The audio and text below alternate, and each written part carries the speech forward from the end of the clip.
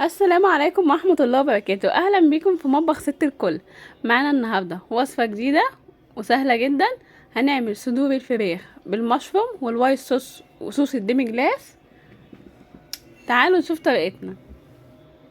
معانا هنا صدرين فرخة، هنقطعهم شرايح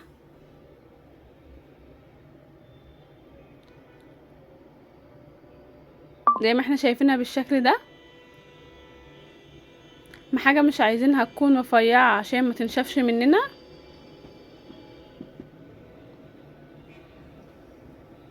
هنقطع كمية الصدور بتاعتنا كلها. طبعا كان معدات الفراخ دي غسلينها كويس بالليمون والملح والدقيق ومصفينها ومنشفينها من المية.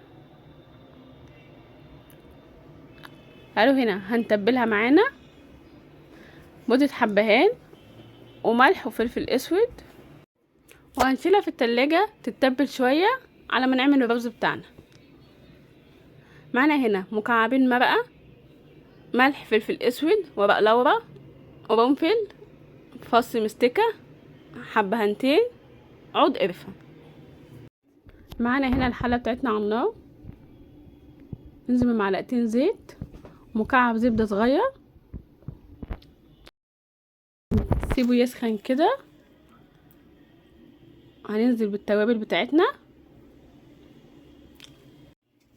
وهنقلبهم يتشوحوا كده لحد ما تطلع ريحة البهارات بتاعتنا. صفينا الرز بتاعنا طبعا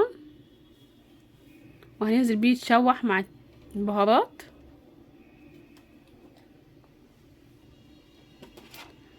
هنقلبه كويس، نفضل نشوح فيه شوية.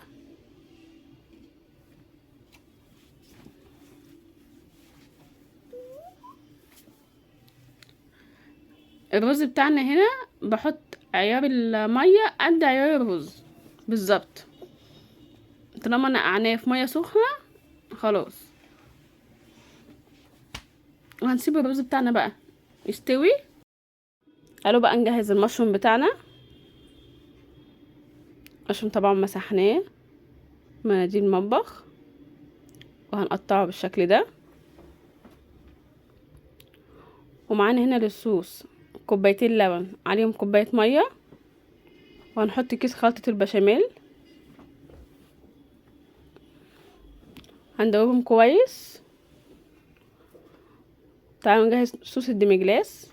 معانا مية سخنة عليها معلقة ديمجلاس، هندوبها كويس. نركنها جنبنا هنا برضو.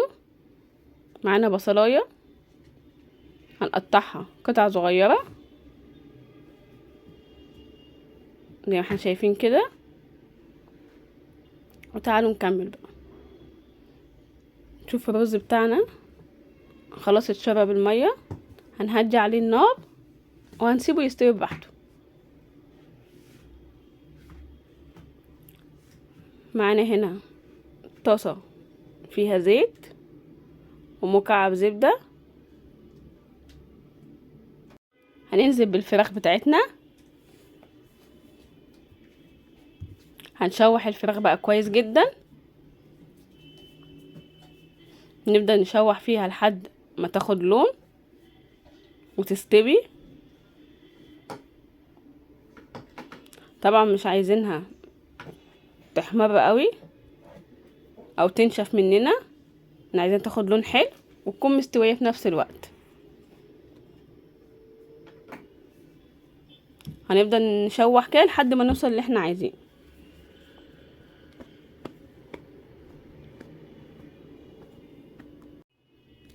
كده خلاص الفراخ بتاعتنا قربت تاخد لون. هنطلعها كده من الزيت.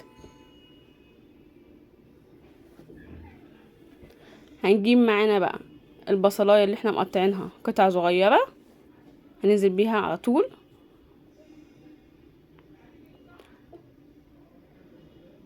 رشه ملح ورشه فلفل، وهنشوحها شويه لحد ما تصفر. هننزل بالمشروم بتاعنا طبعا هنقلب المشروم بقى لحد ما يستوي ويدبل، نشوح فيه شويه. شايفين المشروم بقى عامل معانا ازاي؟ هننزل بقى باللبن بتاعنا، اللبن اللي احنا حاطين عليه كيس البشاميل، اللبن والدقيق، وبصوص الديمجلاس. هنقلب كويس جدا، هندوب بالمضرب لحد ما يستوي ويغلي معانا. رشه فلفل اسود، انزل بربع معلقه صغيره مستردة. هنقلب كويس جدا، ندوب كويس لحد ما الصوص بتاعنا يستوي. انا زودت حبه ميه عشان الصوص بتاعي حسيت ان هو تقيل. هننزل بالفراخ بتاعتنا تستوي مع الصوص بقى. شايفين الجمال؟ بجد جربوها، تحفه جدا، ما بتاخدش منك وقت وسهله جدا وطعم حكايه.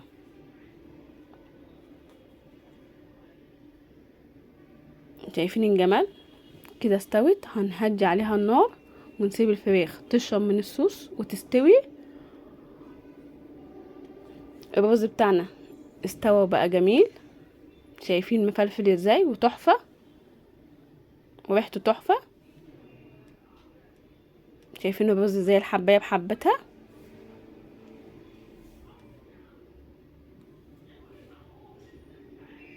جربوا الرز بالطريقه بتاعتي دي، سهله وطعم تحفه. شايفين جمال الاكله بتاعتنا؟ لو اول مره تشوفوني ما تنسوش تعملنا لايك وشير وسبسكرايب للقناه وفعلوا الجرس عشان يوصلكم كل جديد. واشوفكم فيديو جديد ووصفه جديده من مطبخ ست الكل. والسلام عليكم ورحمه الله وبركاته.